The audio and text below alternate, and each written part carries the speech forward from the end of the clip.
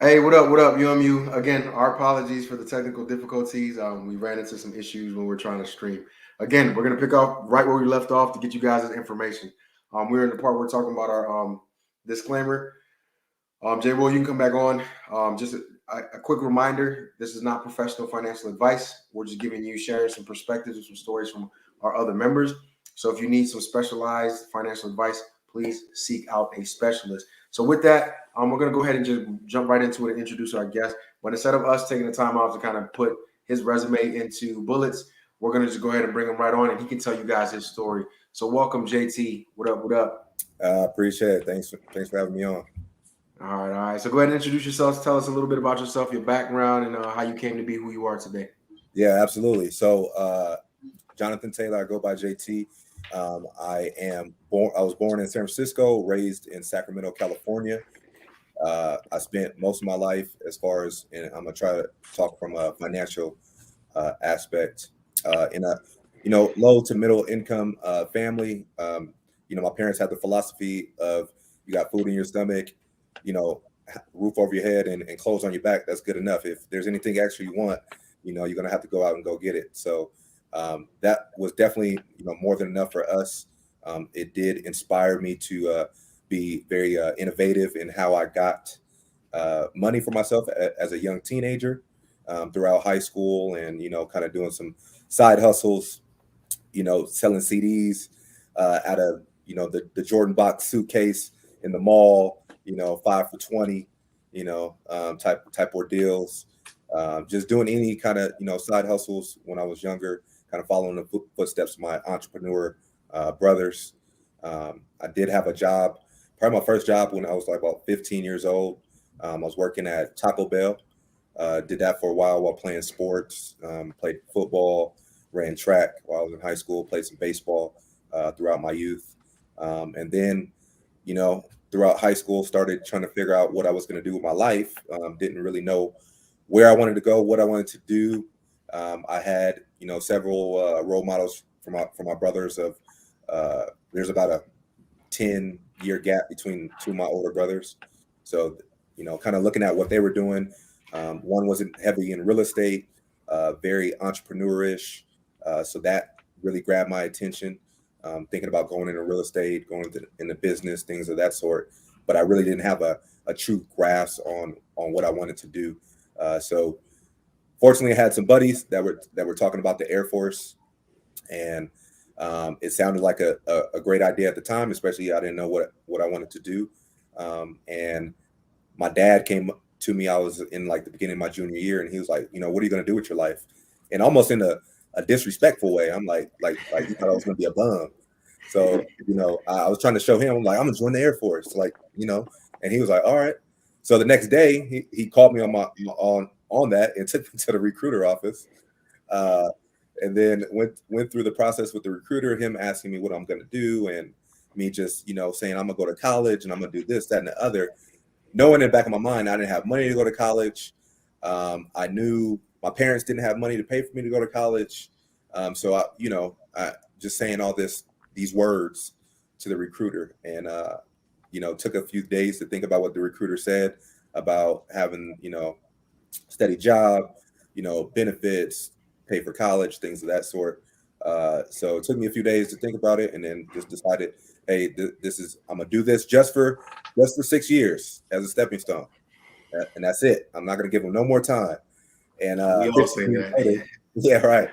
15 years later, here I am, Master Sergeant, being in the Air Force, been all over the world, done a lot of things. And through those travels, those trials and tribulations had made me stumble upon a lot of financial issues, a lot of financial problems, a lot of financial success, a lot of financial knowledge about a variety of different topics, mainly personal finance. So a few years ago, had some very troubling financial issues that made me really reflect on what I was doing financially, and I started doing some research, reading some books, listening to podcasts, things of that sort, and just realized I was just very dumb when and irresponsible when it came to finances. And it's funny because I found out most of Americans operate how I was operating. So I knew if I wanted a better, more successful financial future, I had to change my habits. I had to change my relationship that I had with money. There was a lot of things I needed to change, and they were painful at first, but now I'm very grateful that I was able to take that leap of faith and change my money habits. So that's me in a nutshell. No doubt. No Well, doubt. damn, JT, I think some of us been through that same situation, especially on this panel. You know, you go paycheck to paycheck. Something that I want to know is what were some of your early difficulties in your financial journey? So probably the main one was living paycheck to paycheck. 78% of Americans live paycheck to paycheck. And I think, especially being in the military, we have this false sense of security, like the check will come in on the 1st and 15th. So I can spend all my money because I know I'm going to get another, check on the 1st and 15th. So it gave me a very secure, insecure feeling where I knew I was going to have this income coming in, but I wasn't doing anything with my money but spending it. I wasn't really investing it. I wasn't really saving it. I was doing, what the app exactly. Just it is what it is. I want to have fun, and when you come from a background and a family dynamic that doesn't talk about money, it makes sense to have the same money habits as your parents. It makes sense to have the same money habits as the people around you. And who do we hang out with? People of our same, rank and same age. And if 78% of them are doing the same as all the Americans, what's going to happen? We're all blowing money. We're all not saving it. We're not investing it until something dramatic happens and you wake up. True. They could you touch that question also, like when you started your financial journey? So when you realized, hey, you had these difficulties, I'm not dealing with money, but was there any roadblocks, I guess you would say, or difficulties once you turned that knob and was like, hey, I'm going to get into this, I'm going to what were some of those difficult tasks that maybe you overcame, like right at the beginning? Right. Great question. It was a challenge just relearning. One of them was just relearning how to deal with money and how to tell money what to do. A lot of times money is telling us what to do, especially if we have debt. That money is telling us that we have to go to work, we have to do all these things, we have to make all these sacrifices. But the biggest sacrifice I had to make was my time and my sleep. And hopefully nobody goes and checks this, but I was working 2 to 3 jobs 4 years ago while still being full active duty, and I was only getting 3 hours of sleep sometimes 6 days a week, because one, I was so motivated to get rid of this debt and just get myself in a better financial situation, because I just had so much fear in my heart that if I don't have this amount of money in the near future and something bad happens, then I'm gonna be out on the street somewhere. It was at a time where my career was in jeopardy, my financial life was in jeopardy, a lot of relationships were in jeopardy. So my life was just going through turmoil, 4 years ago. And it was so important to me to make sure that my finances were on point. And the difficulties I really had was not listening to other people saying that, hey, you need to, come out with us, come spend this money, let's go on these trips and doing like that. So I had to sacrifice all that, a lot of my time. I had no social life at all. It was work. Like I'm going to work, job after job, going to, military job, 7:30 to 4:30, going to another job from 5:30 to 7:30, going to another job from 9 to 2 in the morning, doing that 5-6 days. Yeah. Doing that 5-6 days a week. So it was a challenge.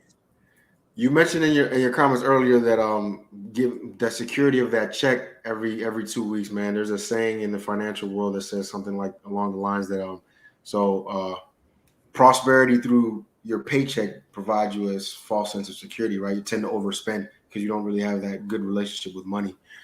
All right, so now that you talked a little bit about your challenges early on. So what was that first success? What did that look like to you or for you? What was your first success? Oh, that's a good question. So my first success was paying off my smallest debt, which was my star card, military star card, which I had like $1,000 on there. So that was probably my first small victory. And then kind of my second and third victories was paying off my car and my motorcycle. So those were just two huge things for me because that was majority of what I had on my debt. That was imposed on myself. Now I had some other debts that were imposed by other people for other situations, but that's a whole other conversation. But oh, go ahead.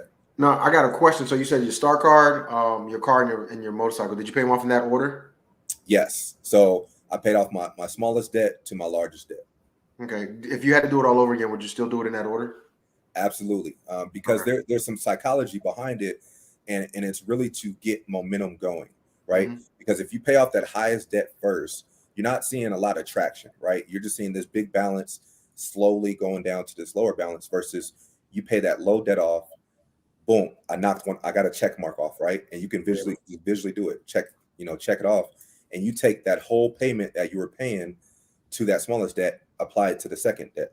Mm-hmm. And you just keep on doing that. So you eventually get this snowball effect where you're putting all this money toward, your next largest debt versus you go in the reverse order, you're not doing that and you're not seeing a lot of momentum. And it from a psychological standpoint, it's not a great feeling. It doesn't help you keep on going, Yeah, agreed.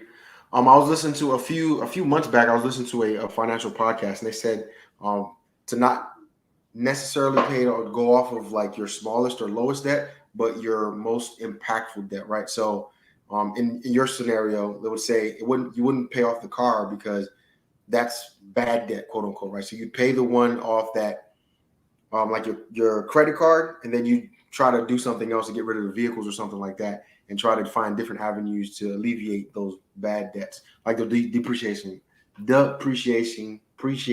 assets. Right. Yeah. Fair enough. All kind of different. I can respect all that, all kind of different philosophies, but it seems like you had a strategy going into it, like as you were going in and you're talking about your successes.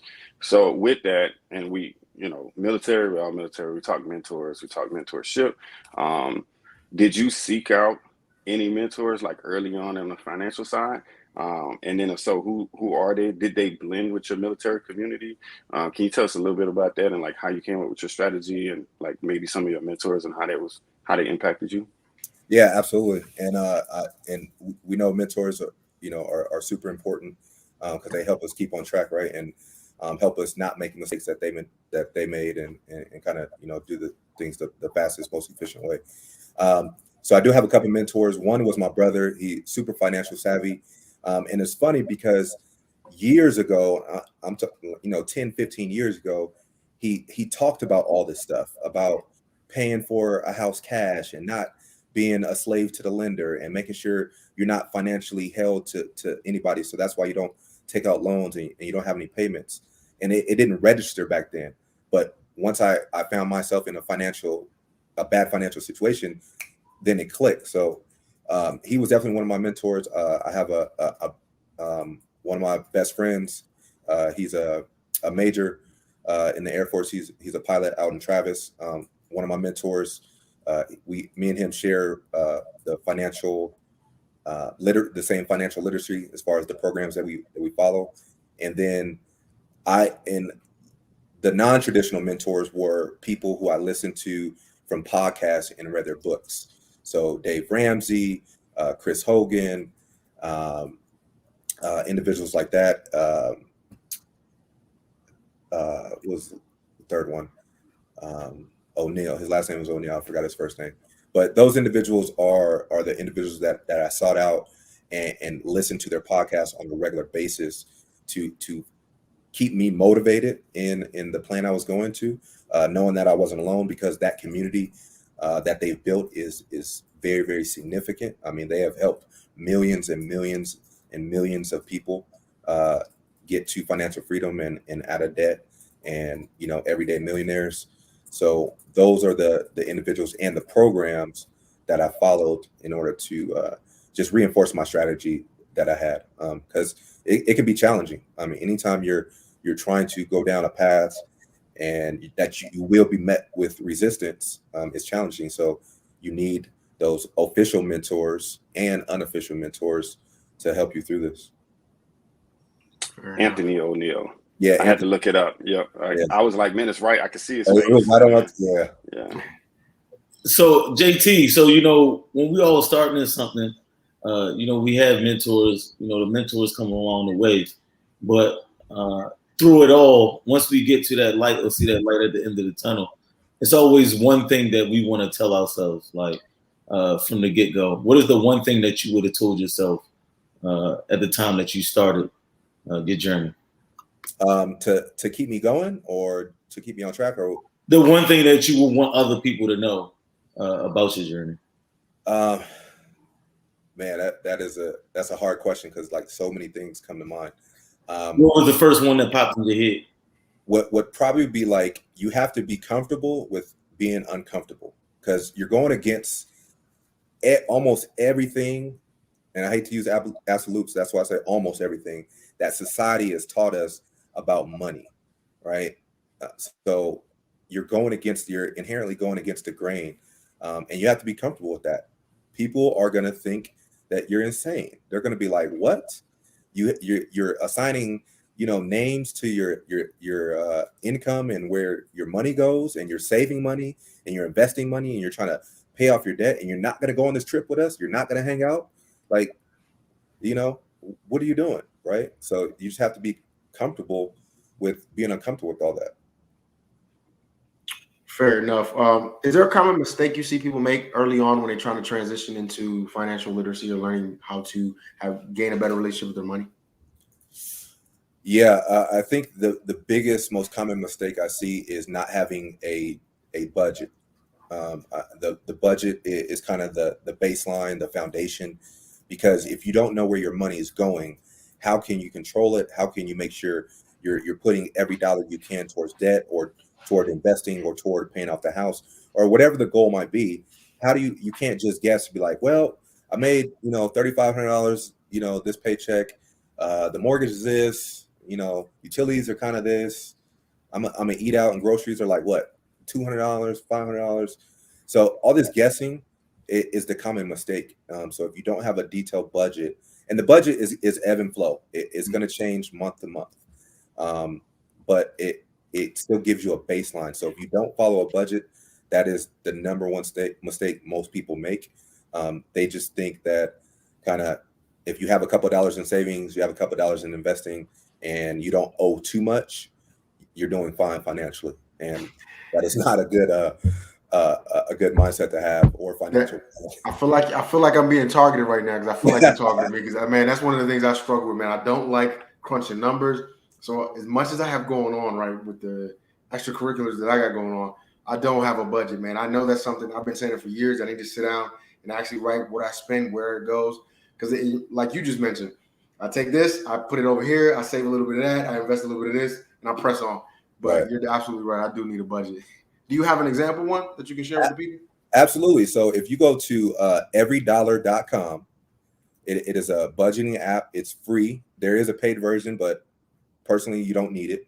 But every dollar, the paid version isn't in your budget. No, absolutely not. But and I do it for the reason why I don't pay for it. Do the pay for it the version, because it takes a step that most people probably need out of the process, right? Because you can connect it to your credit cards and your debit card, and so every transaction will automatically go into categories. So I physically, every time I pay for anything, I physically go on my budget and record what I did. But everydollar.com, you can download the app on Apple and Androids and whatever other phones are out there. But it is a very, it has all the categories. You can add categories, take them out, and it's just super easy to use. Like, it's very user friendly. it's not, it doesn't take us rocket science to figure out or to put your numbers in. You put your income in and your expenses, and there you go. You're just assigning all your dollars a place or a name, and it's super simple. Me and my wife both use it. We obviously have joint finances, so every time any one of us spend anything, immediately we go into that app and put it in there, and it releases the guilt of spending, right? So if you know you have $150 to spend in 2 weeks for eating out, there's no guilt in spending some of that money. If you know you have $500 for groceries or entertainment or whatever it might be, you don't feel guilty by spending that money. If you know your ass is broke and you out there spending money, you're like, I don't want to look at my account because I know I shouldn't be doing it. I've definitely been there. Right. At the certain weekend, you be like, I don't even want to look at it. Like, I don't know why I put my card down. And the charges clear on Monday. You're like, my card just coughing. Yeah. If nothing else, I'm definitely gonna do that once we get off of here, because I really do feel like I need a budget, man. I got a lot of stuff coming in and out, and I need to better keep track of it. I have an accountant, right? But she doesn't take care of my everyday stuff. So I definitely think the everyday stuff I should do a better job. Yeah, and same. I have an accountant. We have it that handles like my true investments, that handles our other Roth 401ks and stuff like that. But when it comes to personal finances, I mean, we have a tax person as well. But just because my wife she has her own private practice, so we need some additional stuff to do. But but that personal finance aspect, that is the basis of everything. Can I dig? So I'm gonna get a little personal and trying to dig in, because we keep saying investments, financials, and then you just mentioned accounting for the Roth. Can you tell me about that process? Like, how did you seek out that individual that helped you out with your accounting? How did you make those decisions on what your first investments will be? Because even as you were paying off debt, I'm sure that you were putting some percentage towards your investments at some point. So you made decisions throughout this process. I kind of want to dive a little bit into that, if you can speak on it, if you don't mind. Right, absolutely. And I think that's an important question to ask. First, I want to say I was not investing anything while I was paying off debt. So So I took all my money, all the extra money, put it towards debt. And then later on, I started my investments. But once I was able to start investing again and turning on my investments, we have the TSP, which is a decent fund. It's always encouraged to utilize your employer's retirement plan. If it's like a 401k, that's always encouraged to do that, because you can put in a lot more money in those than usually getting your own personal Roth IRA or 401k. So the plan that I follow, once again, it's through Dave Ramsey, financial expert, and he vets people in your local community based on his principles. So since I do believe in his principles, and I do believe, how you should invest a certain way to make sure you're a millionaire or multimillionaire by the time retirement comes, he has endorsed local providers. So these are individuals within your community that it's real estate agents, it's financial consultants, it's tax people, it's any kind of major business where you would seek out a service from. So even financial coaching, right? So they're endorsed local providers, and they go through this process of being vetted, and that have a heart of a teacher, right? You don't want an investor just saying, "Hey, I think this is smart. You should put your money in here," right? No, I need you to teach me what I'm doing. Teach me why this investment is important. That way I know where my money is going. Because I think we were talking before the program started, Black was talking about, he just, threw some money in here and there based on some rumors, and it went all bad, right? And started to put the business out there. Damn, you put my bad investing. It was a great example. It was a great example. So you need an investor, you need a tax person, whoever you hire, to teach you what you're doing, so that way you know where your money is going, right? And then so that's how. And I interviewed a couple of them. I met with like 3 of them to see who fitted me the best, right? You always want to interview your accountants, your tax professionals, whoever it is, because you want to be confident that, one, they're not going to run away with your money. But two, you understand each other. You have the goal is for you to tell me or teach me what I'm doing, so I feel comfortable handing my thousands or hundreds of thousands of dollars over to you to manage, right? And that's the process I went through. So,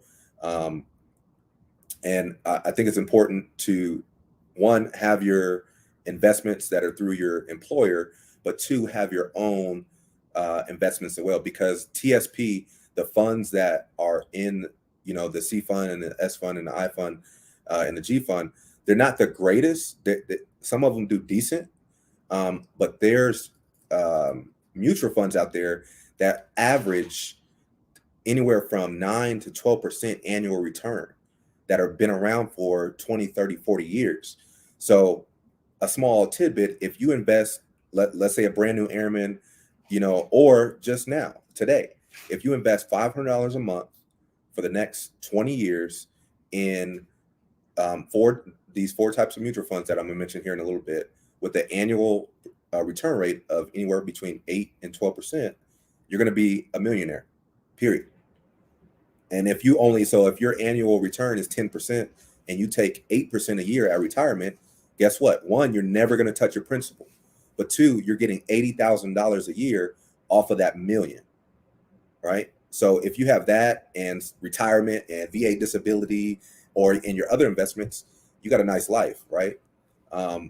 But that's, the long-term effect. So hopefully I answered I your question. appreciate it. No, it definitely did. Sometimes we speak in generalities and then we're like, okay, well, I get that part. I need to invest, but then when we get down to specifics, sometimes it's a little hazy, but that's a perfect answer. And then I think what I gather from that too is seek out people who know that can teach you, and don't be afraid to have those conversations and vet them to make sure that they fit whatever your financial goal is. So I appreciate that one. Yeah, that teacher piece is really important.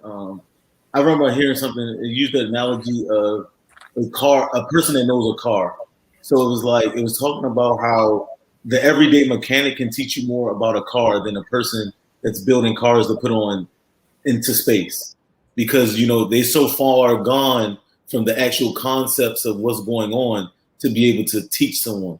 So, like you said, when it comes to financial advice, it's important that individual knows exactly, not only what they're talking about, but see if they can put it into context so that the person can understand. So that teaching piece is very important. Right. And I mean, I'm a master financial coach, and my views, the way I coach, what I, teach people, everybody doesn't agree with that way. And that's okay. And I can still coach people that don't necessarily agree, but we need to come to a common understanding. What's the goal? And I can show you the way I suggest to get there. I can teach you the way I suggest, but I also can teach you other ways based on what you want, right? And if that doesn't fit, then we're not a good fit for each other. And I don't care how much money you offer me for my services. If I don't believe that we're a good fit, I'm not going to take you on as a client, because it's not beneficial to me, because all we're going to do is argue about how you should pay your debt off or not get any more debt after you've already overextended yourself. So it's important to interview. Ask, is it uncomfortable? Absolutely, right? You're asking these people. You're pretty much interviewing them to see if you're the right fit. Yeah, you're asking a professional to sell your services to me when you're the one that's seeking out advice. So I can definitely see where that would be a unique conversation. But like you said, it has to be a good fit. But I will say we've talked about debt a few times already. In your opinion, what would you consider bad debt?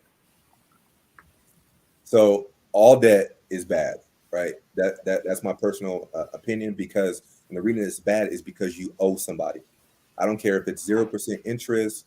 I don't care if it's 1.9% interest for 10 years, right? It doesn't matter, because you still owe somebody. And being a Christian also, it says in the Bible, you're a slave to the lender.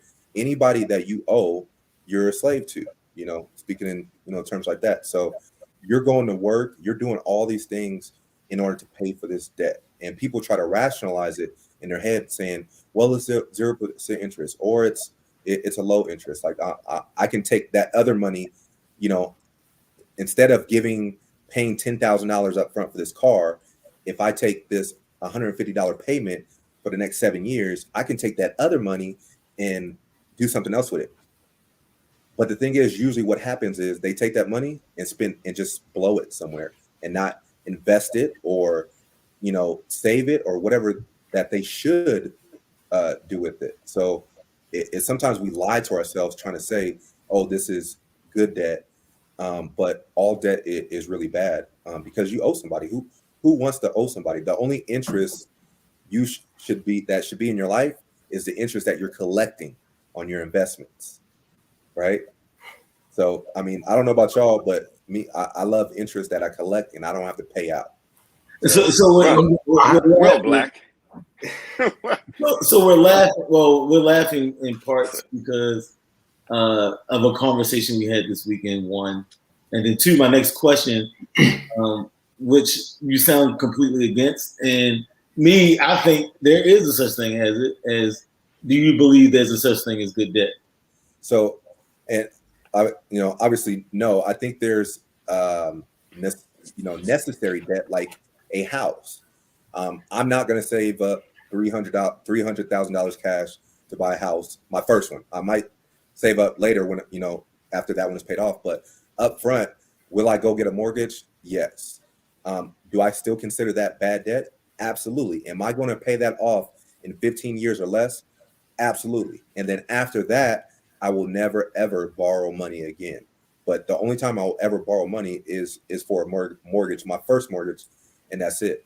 But I do understand why some people think there's good debt, because you're trying to, let's say you take out a business loan for this business. Well, some people consider that good debt. What happens when there's a worldwide pandemic and your business shuts down? That good debt just turned into some badass debt real quick, right? What happens when you take out that good debt and the bank calls your notes? What happens when you lose your job? What happens when you get a terrible sickness? Do those things happen? Absolutely. Do we think it is ever going to happen to us? No, right? It's like those things aren't going to happen to me. But I've been in situations where I've thought I had good debt and my life got turned upside down and all that good debt turned into bad debt. And regardless of the fact, I still owed somebody some money. And so working 3 jobs. Can we? Yeah. Can they? So the conversation we were having not too long ago was like, so I understand your perspective and I respect it as much as I possibly can. And it's okay for us to have different perspectives. But my perspective on debt is, or good debt, not just debt in general, right? So the only thing that makes debt good debt is if it's income generating. So if that debt is tied to an asset, again, just my perspective, if that debt is tied to an asset that's income generating, then it's good debt. And you're not spread out as much. You're not taking as much of the risk. The bank or the lending entity is taking the bulk of the risk, because let's say something does happen, foreclosure, or you lose your job, pandemic happens, you're not going to be out the $200,000, $300,000. You're just out that whatever you've already invested into it. Right. So, and that it makes totally, that makes sense. It's just, it really comes down to how much risk do you want to have, right? So the less debt you have, the less risk you have. And so if life happens, which this past year and a half, 2 years have told us life can happen, right? Then you're okay. But once you start to leverage yourself with all this good debt, I know people who have $1 million worth of, good debt. And I'm like, bro, if something happens, you're gonna be ass out. But, it's hard to see the forest through the trees when you're saying, well, this asset is generating X and X dollars a month. Well, are you reinvesting that to pay down the loan faster? Or are you saying, well, I got a 1.5% interest rate for 15 years, so I don't need to hurry up and pay down my loan because 15 years is cool. It's not. I'm not gonna lie, I'm one of those guys. The one they told me my house. I thought about paying off the house early, and they were like, "Oh, 2.1. Oh, okay." Yeah. He's All like, right, never mind. we're good to go. So, Good to go. so I, It's I all on have to play. perspective, though. It's all perspective. It I is. have to play devil's you know what the advocate thing on is? that one though. Is it give me a second, JT? Yeah. Because I in intentional, right? So intentional conversation is. But couldn't you argue the same thing with investments? So isn't investments risky? Because just like the analogies that you used as far as like a global pandemic. So how often does a global pandemic happen? It's the same argument you can use. It's like, hey, I've watched this mutual fund over the last 20 years. What's the chances of it, going belly up? Same chances of a global pandemic, right? So isn't it risk on both sides if you're investing your money, whether or not you're investing it to take on debt and then creating, utilizing debt, like Black was saying, or you're investing into a mutual fund or retirement, et cetera? Because isn't both risky at some point? Yeah, Jay Will, good point, because they are. Everything you invest in is going to be a risk, right? But we want to identify what's going to be my lowest risk. If you look at a mutual fund or an investment that has been around for 20, 30, 40 years, and look how they have performed over that time, then you're mitigating your risk.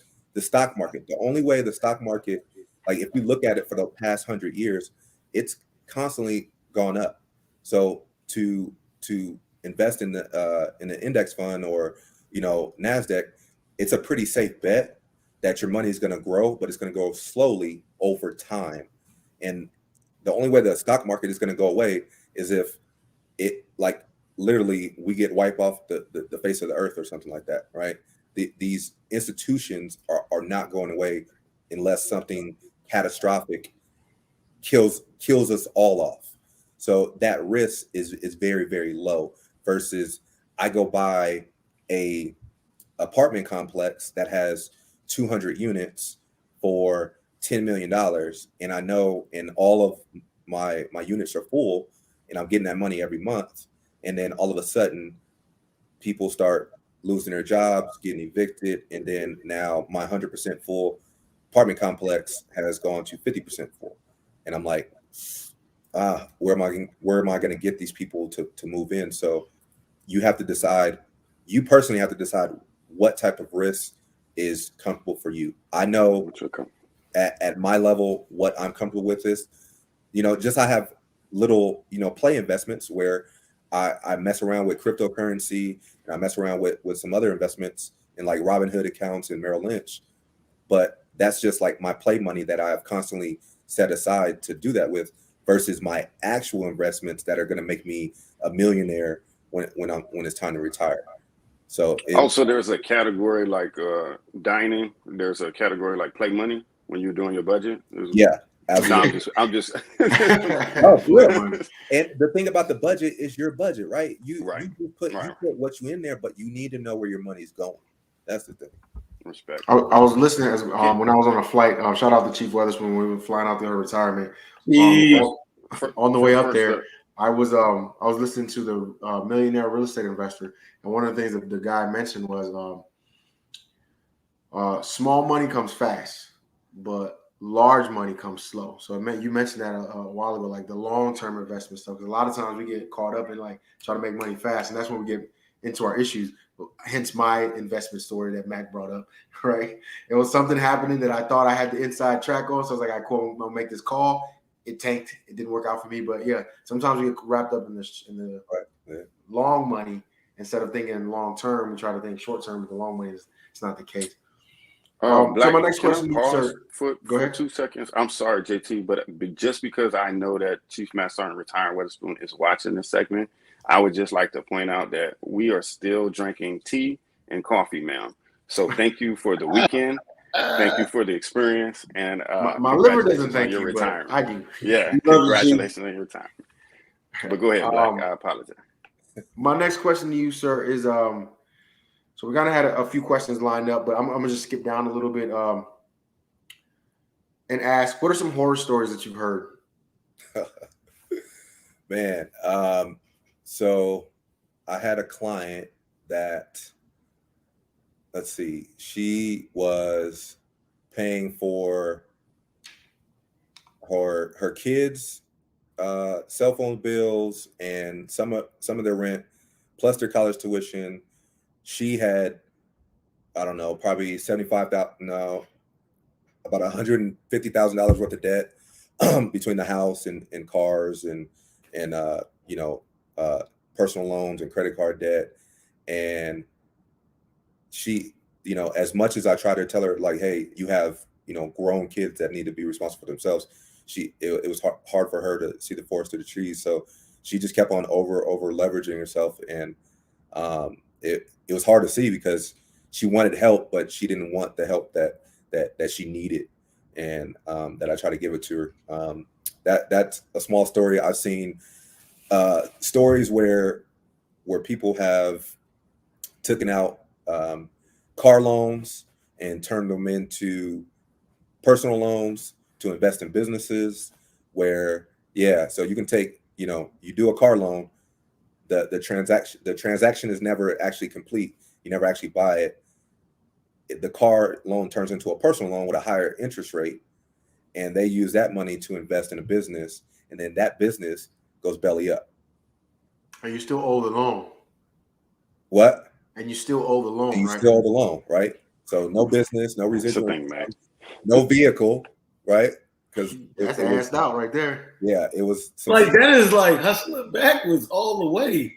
Right. But you think you got this grand scheme idea about this business venture, and it goes belly up, right? So, you know, things like that.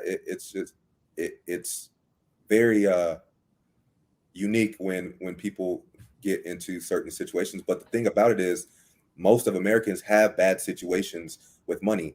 If you owe money on your house, you have your, like, there's people in California I know right now that are leveraging 70 to 80% of their monthly income for their mortgage.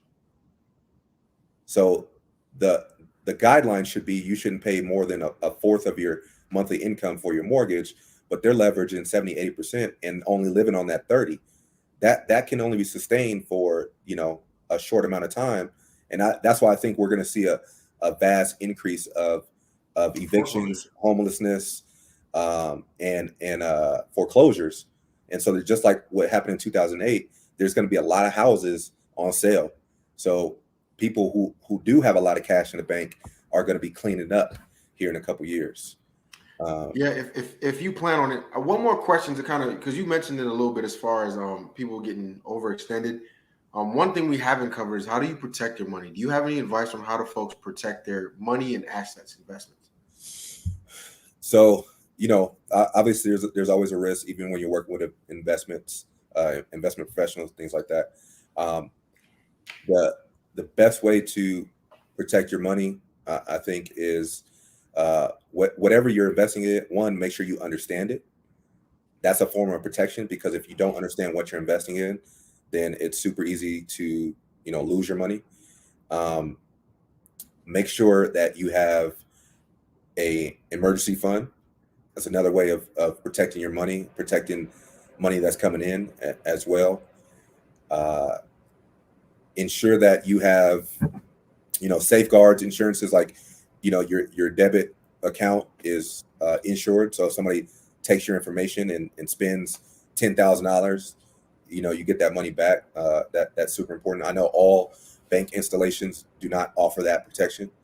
So just ensure that your money is protected in that way. And then always check in on your accounts on a regular basis. So every morning I wake up, I check all my checking and savings and small investment accounts. I check my TSP probably a couple times a month. And I check my other investments with my investment guy probably once a month, just to make sure everything's on track. And I have a constant, probably once a quarter, check-in with him to make sure that, you know, everything's going to plan and he didn't run off to Venezuela or something with my money. I got him. You know, what about like insurance policies? I've heard some people say like umbrella policies, or establishing a trust for your life insurance and things like that. Right. And people think that you need to be like super wealthy for trust and stuff. You really don't. If you have a couple different types of investment accounts and a family, and you have a bunch of different life insurance policies, a trust is definitely not a bad idea. Life insurance, number one, got to have life insurance. Please, please message life insurance. For real, flat life insurance. So I know the military covers, a certain portion of it, but it's not a bad idea to get a secondary policy for you or your spouse or your family members as well. Before you transition out the military, ensure that you get a life insurance policy in place before you transition out. Super important, right? You don't want your life insurance policy to lapse, but it doesn't matter if you can only, and life insurance is not that expensive. Like for my wife, the one, she just got out the military and we got her a certain dollar amount, and it only costs like $263 a year, so pretty cheap. That's not bad. Yeah. So while you're young, it doesn't cost much. When you get a little older, it gets a little up there. But yeah, while you're young. Yeah, but I mean, she's 32 for a 20-year policy, and the goal is by the time that 20-year policy ends, we can self-insure. So we'll have enough millions in the bank to self-insure, and that's what life insurance is about. In case somebody dies, cover the income. But once we get to that income level where we have enough millions of dollars, it won't make a difference. Fair enough. Can I touch back one, Mac? I'm sorry, because you mentioned something way earlier. I'm sorry, Mac, but it doesn't seem like we'll ever get back around to this question. But we don't talk about this one. So you say you have joint finances in the household, joint checking accounts. You're like everybody sees everything. Right. How did that conversation first go in the household? How did each other convince? Was it easy? Was it hesitant? Like, can you bring us a little bit through that one, and how'd you navigate that? Yeah, that might be the most important question we talk about on this podcast, right? I think it is. So, a simple way to put it: if you are married, and even in the traditional marriage vows, you are saying that you are one. You're saying, your problems are my problems. Here's my mind, my body, my soul. You're saying, I want your babies, and I want all these things. I want this life together. We're one, right? Except my money, right? And it blows my mind why people think like that, because especially when finances are the number one issue of divorce in the country right now. Financial problems and financial not having being on the same page with finances. But I actually started that conversation when me and my wife were dating. So I told her jokingly that, hey, if you're not out of debt, we're not going to get married. But that was a joke. I sure was. Right. Yeah, she got kind of heated after that, but I was like, nah, I was just playing. But I did tell her, say that, hey, I want to have a certain financial future, and we need to be on the same page about finances. We need to make sure once we're married, your debt is my debt, all those things.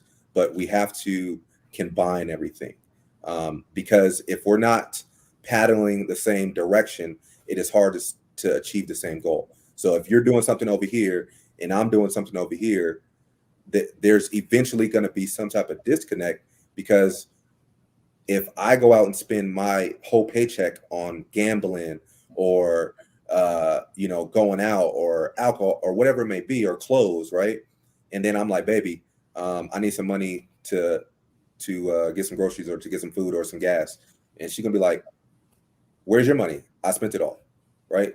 You got two people doing two separate things, not going toward the same goal. So for me and her, luckily, it wasn't that bad of a conversation. She was a little shy at first because she felt like she should be in a different place with money based on where she was in life, and she wasn't.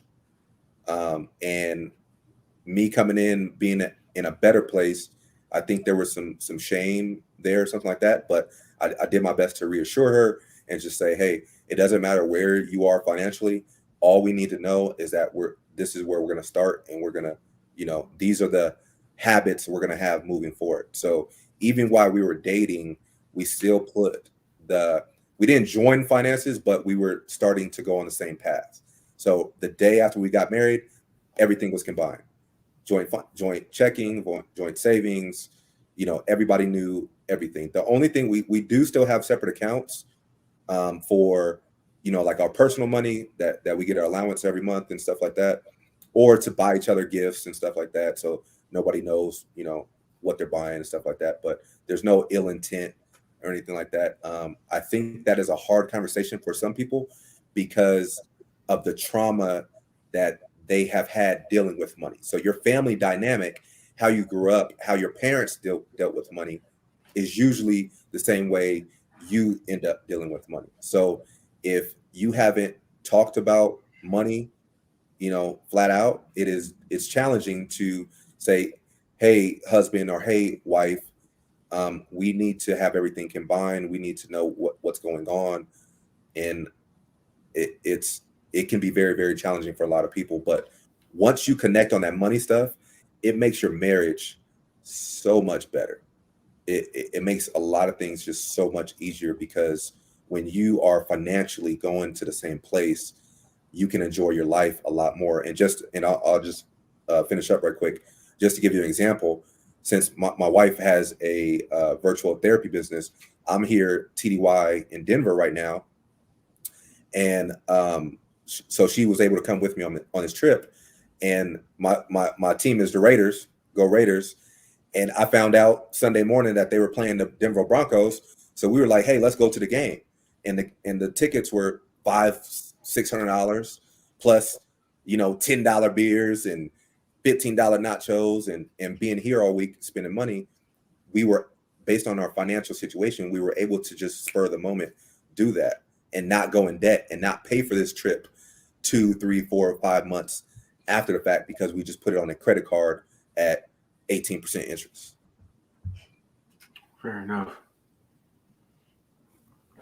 So I know you talked about and discussed it earlier, and you have remnants of it, but someone from the page asked, do you think the way we handle money is a direct reflection off of our childhood upbringing? 100%. Because just like there's other habits and things that we've learned, from our parents and how we were raised, money could be a very touchy subject. In my house, we never talked about money.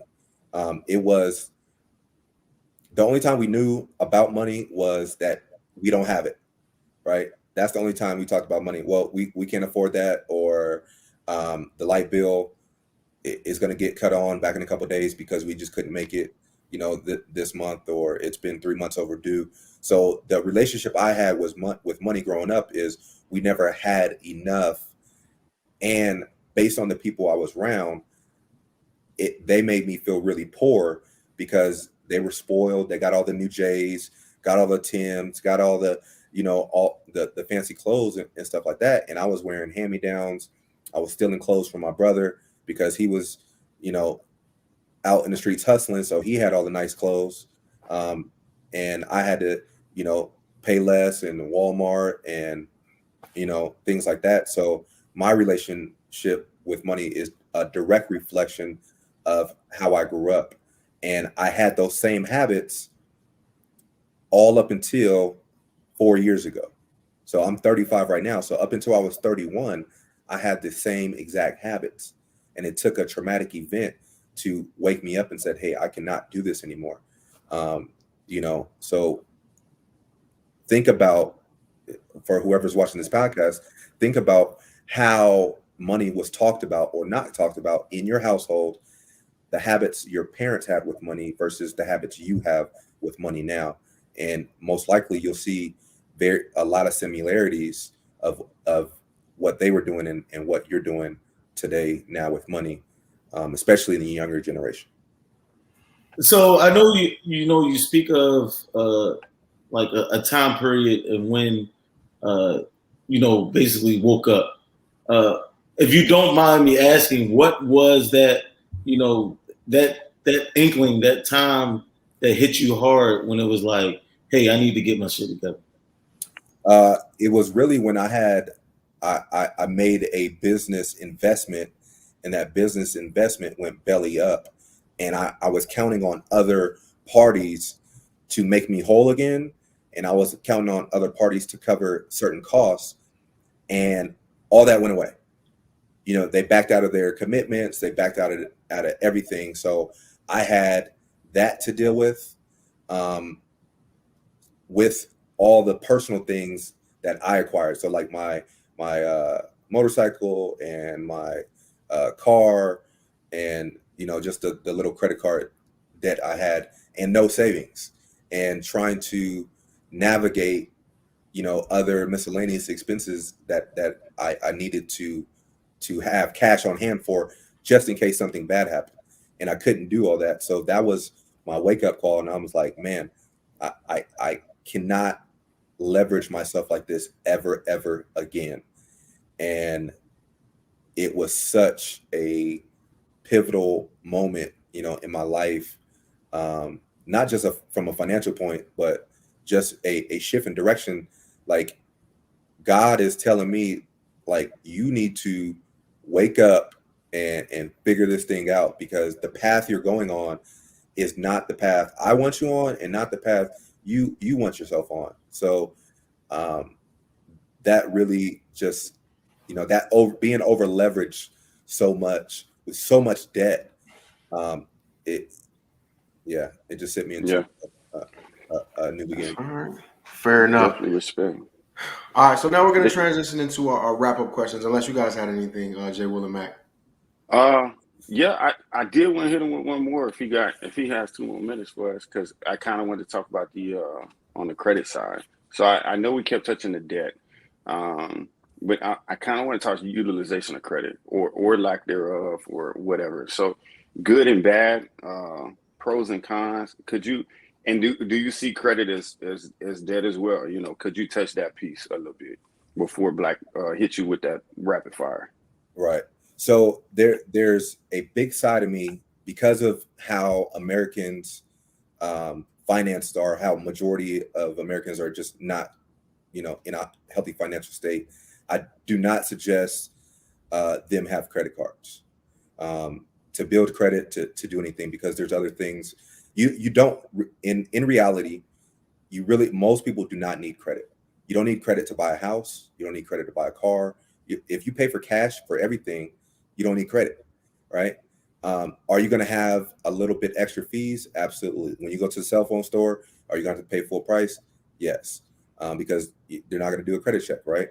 Do you need house to buy a car? I mean, buy a house? No, you can get an underwritten mortgage. So the idea that society has placed on us that you need credit is a lie, because you do not. If you pay for things cash, you don't need it.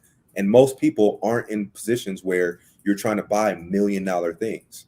We're trying to buy simple things: a decent car, decent place to live, groceries, clothes, trips, things like that. So most of that stuff you can pay for cash. For the small population that is more financially literate and has a lot of self-control and knows the psychological effects of money and credit card use and building up credit and things like that, using a credit card is fine if you use it like a debit card, right? So you pay it off every few days, right? You rack up your points, you get free stuff. Like for me, I do have an American. I love my points. Yeah, right. I do got a platinum card, right? I got an American Express, but I have it because of the military benefits, because it's a free, you don't have to pay any annual fee. And when I travel, I love to go into the lounge and drink for free, eat for free, and do all those things for free, right? And get all my points and pay for a plane ticket for free every year. However, I pay that card off every 3 days religiously. So there's never a balance on it. There's never nothing. But I know the effects that I know the trouble people can get into with credit cards. So for most people, I do not recommend credit card usage. But if you are trying to build your credit and you believe that credit card is good if you're using it the appropriate way, paying off all your loan balances on time and more than you owe is also a great way to build your credit and maintain your credit, and having different types of credit, which is revolving credit, to also build up your credit profile, because the credit bureaus look at credit based on how old it is, how many different types of accounts you have, your balances that you hold. It's just a number that tells you I'm good at borrowing money and I'm good at paying it back, or I'm good at borrowing money and I suck at paying it back. That's the only thing the credit score is. It is not a measure of wealth. You can have an 800 credit score, but $0 in the bank, or you can have $100,000 in the bank and have a 500 credit score. What position would you rather be in? You know, it just all depends on what you believe in. You know, if you make $50,000 a year, you have zero debt, you own your home, and you have, you know, $200,000 in your 401k versus somebody making $100,000 a year, having $500,000 in debt and no emergency fund, you know, with a 800 credit score, what position would you rather be in, you know? I think that's the hardest part for me to get behind on your philosophy. It's like, so I'm a business grad. I look at things from a business perspective, right? So when somebody tells me, I always advocate for this all the time, and I always encourage people. When they tell me they're going to spend they're going to save up $30,000 and buy a car, I'm like, yo, no. And this is from my perspective. I'm like, yo, please don't take your hard-earned cash and dump it into a car, because I look at cash, right, liquid capital, as leverage. So from the business perspective, if I had $100,000 liquid cash, or $200,000 or $300,000, I would never ever go spend that on one asset. I would use that because $100,000 leverages you $1 million. You can use that $1 million for those apartment complexes as leverage to do further business moves. But that's not the same as like a credit card. You know, I'm not telling people to go get in $100,000 in credit card debt, things like that. Just thinking of it basically or solely from a business perspective. Right, and I see your point, and it makes perfect sense, and I'm not going against that. I'm just saying, if for people who believe that and believe that leverage and are willing to take that risk, that's 100% fine, and I support that if that's the way you want to go. Most of the people I talk to and that I come in contact with are people whose financial situation are not in order. So the last thing I would advise them to do is leverage that $100,000 for that $1 million asset, because they already suck with money. Now, if you're good with money and you got your stuff in check, hey, more power to you. Go leverage, go get that asset and leverage it. But when you suck at doing something, you shouldn't do it more and suck more at it. Oh yeah, more money's not going to make you better at managing money. If you can't manage a little bit, you definitely can't manage a lot. It's like the Air Force when they pump money into something, they're like, "Damn, it didn't work. Let's pump some more money into it. Hopefully, it works." So JT, what I don't want you to do is Black is saying this. But we had a conversation with Black. Like I said, the other day, Black pulled out a USAA card. Me and Jay we pulled out the Amex, and Black looks at us crazy. And so I get into the explanation of why, I use my credit card and then pay it off as a transactional user. I make a transaction and I give that transaction back. One, for the points, but two, I don't think people understand that, certain prices are inflated to combat credit cards. So at one point, you used to have the credit card fee. Now you don't have the credit card fee no more because it became illegal. So they inflated the price. So essentially, if you're paying in cash, you're paying the credit card fee. So you might as well get your points for it, in my opinion.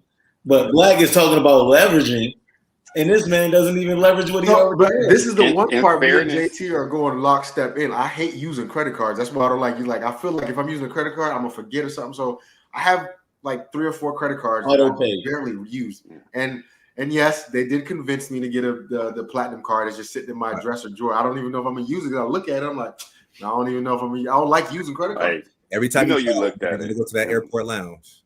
Yeah, you looked at it and was like, tell that man, I'm filling this out. airport I'm lounge. filling this out. Yeah. Yo, I have the Chase Sapphire. It's the exact same card. Like I don't like using my credit card because I don't want to forget something. I don't like debt. Like you mentioned, I really don't like credit card debt, but I like it as leverage. I can use my good name for leverage for something that's meaningful, an asset, not for chicken and waffles or some shit like that. That's not my thing, right? But you're saying the same. You're contradicting yourself when you say that. It's because like you can utilize, for all the things that JT said, you can utilize a credit card for leverage for the perks and benefits. The perks and benefits. Like, I get that, but for me, I said, the only reason I didn't like using them is because I don't want to forget about it, and I don't like accumulating debt. Like, if I forget to pay it or something like that, I'll be like, whatever. And I'm addicted to looking at numbers grow. So I'm gonna look at my account and be like, then I'm gonna look at this credit card and be like, nah, I'm gonna keep it in my account. Yeah. But that's good. See, so you're financial literate in knowing what habits that you have when it comes to money. So, you know, it wouldn't be advantageous for you to utilize a credit card, but there's still other ways that you value or leverage debt. So, Hell yeah! All right, so now we're gonna transition into our what I call them, our wrap up questions, right? So these are 6 questions that we're gonna get to you. I don't want you to think about them too hard. Just kind of give us your answer, and then we're gonna go from there. The first question: how can people reach you if they wanted to get some more information? They can reach me through my Instagram. You can go to TaylorMade Coaching 00, or just my regular Instagram, TaylorMade 7986, or look me up on Facebook, JayTee. Jay Tee. So I try to be, a little cryptic for people finding me on Facebook, but for Blackjack, so I definitely understand. All right, what's your end goal? The end goal is generational wealth. My family tree will no longer be in debt. They will never have debt. They won't know what debt is. They will constantly have millions and millions of dollars to constantly pass on from generation to generation. And that's how you keep the family tree alive, and that wealth, we close that wealth gap. Too easy. And you kind of broadly kind of covered this a little bit earlier, or you brought it up, but you didn't answer the question. So I'm gonna ask you the question this go around. $100,000 in cash and $1 million in debt, or no debt and $5,000 in cash? No debt, $5,000 in cash. Fair enough. All right. Give us 3 book recommendations. So Everyday Millionaire by Chris Hogan, The Total Money Makeover by Dave Ramsey, and The Proximity Principle by Ken Coleman. And that's not necessarily a financial book, but your biggest wealth building tool is your income. So it teaches you to get around the people of the job, the type of job that you want. So it's a amazing. Awesome. Question number 5, give us your best financial advice. Whoo! All right. Not thinking too deep in there. Stay away from debt, have an emergency fund of 3 to 6 months, and live below your means. That part, I like that. And invest in mutual funds that give you an 8 to 10% return. Nice. Mutual funds. I got to look that up, man. I really don't do mutual funds like that, but just because, well, we'll get into that different time. If you got TSP, you got mutual funds. Oh, well, then true enough. The last question. They say the second half of a man's life is made up of the decisions he made in his first. So what are some decisions that you're making now for a better second half? Be specific. I'm being very, very intentional in the routes that I want to go. So I'm being intentional about the career paths that I want to take currently, and for retirement, I'm being very, very intentional about my marriage and constantly working on that every single day, no matter how hard or easy it is at the time. I'm being very intentional about our finances and where we want to be 5 years from now, 10 years from now, 20 years from now, and just developing a better life than I could have imagined for me and my family. So my biggest thing is just being a lot more intentional than YOLOing it, because my first half of my life was, in them streets, doing them things, and it's not about that anymore. So just being more intentional. No more hood rat things with your hood rat friends. You gotta be intentional. All right. So again, sir, thank you for your time, and I really appreciate the advice. You dropped some real nuggets on the team today. Again, if nothing else, I'm really gonna go back to that budget you mentioned, because I really do need to get a budget. And although we might not see eye to eye on everything when it comes to like debt and versus investments and things like that, I do appreciate the advice, and I'm sure there's somebody that's watching this out there that's going to gain a little bit from your perspective. With that, I want to turn it over to you and see if you have any closing words for the people. Yeah, well, I want to say thank you for just putting on this opportunity for me and just for everybody to hear some type of financial advice. I wholeheartedly believe that we don't get enough from just the general population about financial literacy, but also in the military. We don't have enough resources from our younger airmen to our older airmen, Big A. So that's enlisted in officer, about financial literacy and just knowing that you can be a millionaire by the time you retire from the Air Force. I don't think that sinks into enough people of how to get there versus just saying it. And hopefully this podcast spawns people to start thinking differently about their finances. I know, there's people that don't believe in what I was saying and don't agree with the things I said, and that's perfectly fine. It doesn't matter. I want you to believe in the path you think is the best for you. And hopefully that leads you to the financial freedom that you're looking for. Just know that there's not many shortcuts out there to being, rich and wealthy and things like that. Usually it is a long-term thing, but you have to read, you have to reach out to people. We have to mitigate the biases behind money. We have to make money, talking about money, not taboo. Talk about your finances, especially with your spouse. All those things are super important, and the biggest thing is don't take advice from broke people. And I can say that because I know I'm not broke anymore. And like I said, I'm a financial coach, and I do want to reiterate the disclaimer. Though I am a financial coach, all this information given was purely, general FYI information. If you do want to seek out some additional professional coaching or advice, you can reach me at those tags below. But please don't say, hey, yeah, I heard Jay Tee on this podcast and he said this, and now I lost $100 grand because I ain't got it for you. But I do want to thank Black, Mac, and Jay Will for having me on and making sure, these messages got out. So hopefully we can do this again, a follow-up session, in the future. Hell yeah. Mac, what you got for closing remarks? Just want to say I appreciate JT. He gave us his whole life. A lot of times people don't understand, and get that perspective or likeness. We've been through the same thing. You've gotten through it. Now you understand it. Now you're trying to help me through it. And sometimes we need that talk, like you mentioned earlier. And I appreciate that. Cool. Yeah, man. I'm on the same boat with him, man. So we ask you questions that's that can dive a little personal, and I definitely appreciate you giving your honest answers to all those. So giving those little nuggets and taking your time out, even while you're TDY, much love and respect, man. I definitely appreciate your time. Hell yeah. Again, final thoughts to the page. Again, uMu. I really do hope that you guys were watching, paying attention, taking notes, man.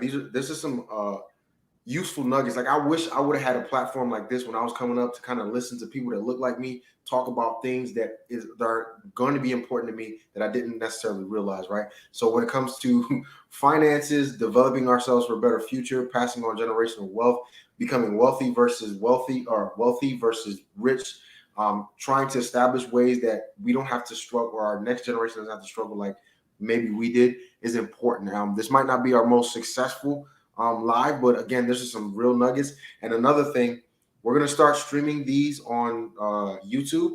So this is going to be one of the aspects of uMu that we're going to allow to get shared outside of the page, because this is so important. So again, with that, thank you for all the support from all the page members. Thank you, JT. Thank you, Admin, from behind the scenes. And with that, till the next one.